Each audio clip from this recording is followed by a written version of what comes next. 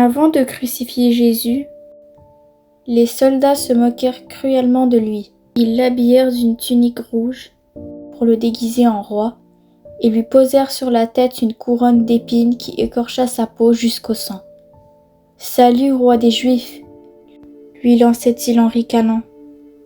Ensuite, ils le forcèrent à gravir une colline en portant une immense croix de bois.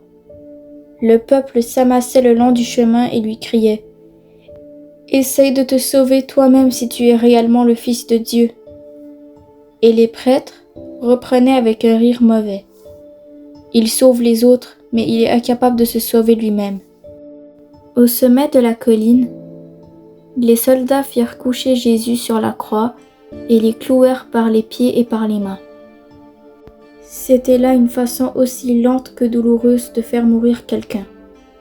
Enfin, on releva la croix et la planta dans le sol, afin que chacun pût la voir. De part et d'autre de Jésus furent crucifiés 2 voleurs. Il n'était que midi, mais une soudaine obscurité tomba sur la campagne. La lumière du soleil disparut pour quelques heures, puis Jésus poussa un cri puissant vers le ciel et cessa de respirer. À peine était-il mort qu'un tremblement de terre secoua la colline entière, fendant en deux d'énormes rochers. Les soldats qui surveillaient Jésus furent pris de panique, et l'un d'eux s'exclama « C'était vraiment le Fils de Dieu ?»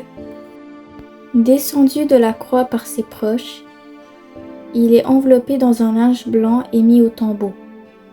Pour terminer, la passion de Jésus est l'ensemble des événements qui ont précédé et accompagné la mort de Jésus-Christ.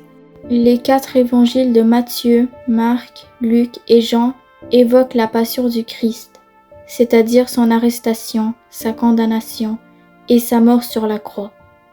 Avec la résurrection, la passion du Christ est au cœur de la foi chrétienne. Elle est commémorée par l'Église le vendredi saint. N'oubliez pas de vous abonner pour regarder notre prochaine vidéo sur la résurrection de Jésus. Que le Seigneur vous bénisse et vous protège. À la prochaine!